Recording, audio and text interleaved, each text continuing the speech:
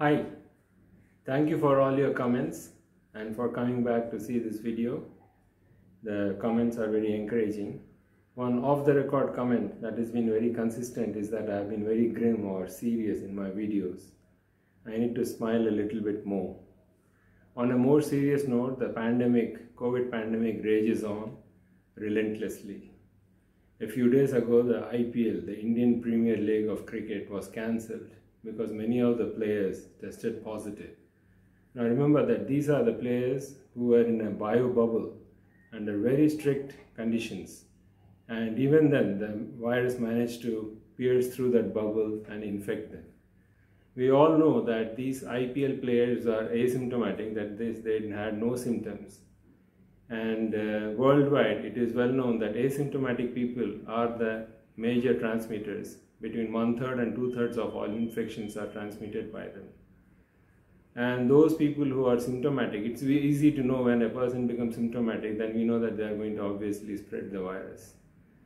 The highest period of transmission of the virus is supposed to be from 3 days before the onset of symptoms, and then it continues for another 8 to 9 days. But after the onset of symptoms, gradually the virus load in the throat becomes less and less.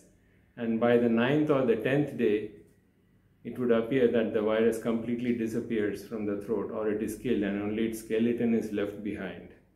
The question will come to mind that how is the virus transmitted from person to person? Exactly a year ago, we were all thinking that it is probably due to direct contact or due to droplet infection. Now, we know that it is mostly airborne. I'll tell you the difference in a few minutes. The other ways which are possible and have been postulated are that whether it could be from fomites, that is objects in our vicinity like lifts or clothes or books, etc., etc. Then there are other ways which they think, like blood or urine or stool or breast milk. They have found small numbers of viruses in these, but it has never been proved that these are the ways of transmission.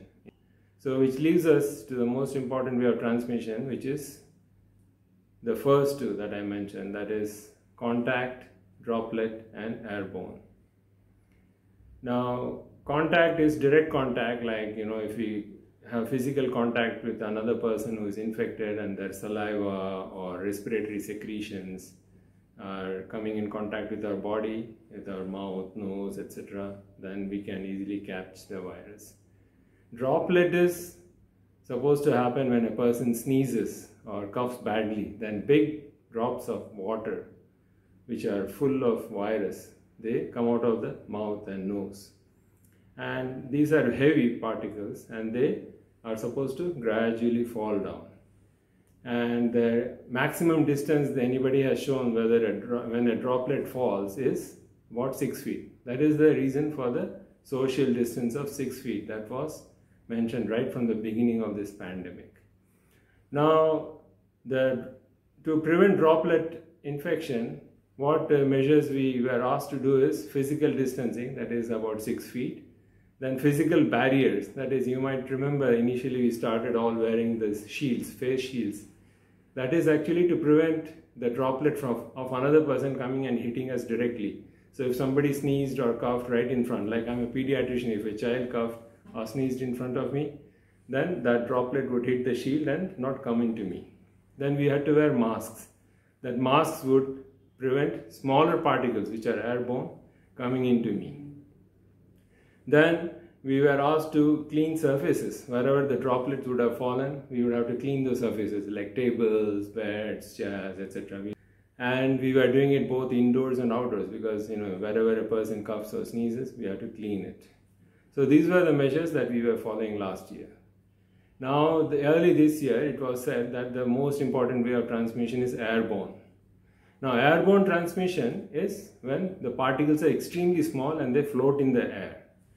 All of you might remember, certainly in my childhood, on a cold winter morning, I would do like that, and you can see the fog coming out of our mouth, and it forms a white cloud in front of our face.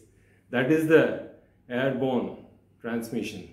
So that fog is full of moisture, and each moisture particle contains some viruses. After a few minutes, the fog disappears because the water content disappears, but the viral particles will still be out in the air, hanging in there for a long period of time. Now, if it is outdoors, what happens is there is constant movement of air, so the fog might disappear more quickly, and especially if there is a breeze. So if you are out for a jog or a walk and there is a breeze, I think you should not worry because the air would have moved on. But indoors is a different story, especially in India.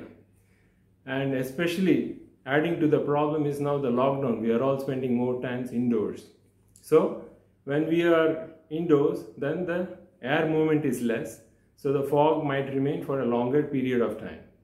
And it is well known that even normal talking, like if I am talking normally, I would be releasing some amount of fog from my mouth.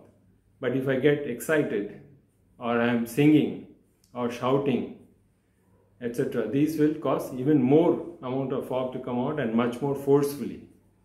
So that is the most recent method of transmission that has been postulated by the World Health Organization. Now, how do we take care in these situations? The first and foremost thing is to go for improve the ventilation. So, if you open the windows, etc., then there will be air circulation and that will keep the air moving.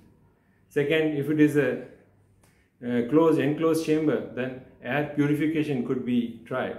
But I am not sure whether such good air purifiers are there which will remove the virus from the air. Though there are so many ultraviolet, etc., instruments which are available which say they clean the air of all the viruses, but there is no proof about that because it's very difficult to culture virus from the atmosphere.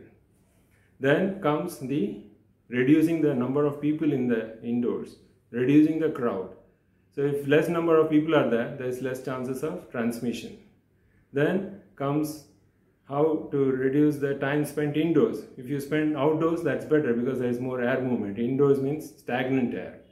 But in lockdown, when everybody is indoors, I think it's very difficult to reduce the crowd also. Then comes the masks. So if people are able to wear masks, even a cloth mask or a fabric mask would be able to protect the person or the other person from the respiratory droplets which are coming out of our mouth and nose. It may not protect the minutest of them, but the bigger ones would be certainly captured. Then if somebody has an N95 mask, that is even better. But other than the mask, the technique of wearing the mask is very important. If it has got a very good close fit around the face and the nose and the mouth, then it will prevent the air from leaking out and also the outside air from coming in. So that is also something important to think about. So I would suggest that if anybody in your family is slightly unwell, then the first thing to do is to wear a mask. The whole family should wear the mask. Try to open the window so that the cross circulation of the air happens, and then go for the testing, because test results takes 3-4 days to come back. I think by then we would have lost much time and the person might have gone on infecting all the other susceptible members of the family. So prevention is better than cure.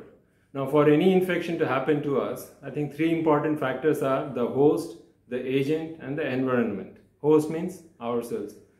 So if we take all COVID precautions like social distancing, mask and sanitization, and then if we take the vaccine, that will help us to protect ourselves from the virus. The agent is the virus. It is keeping on changing. We can't do anything about that. Then the third part is the environment. Like I mentioned before, if we can make some difference to the environment, then that might prevent us from getting infected.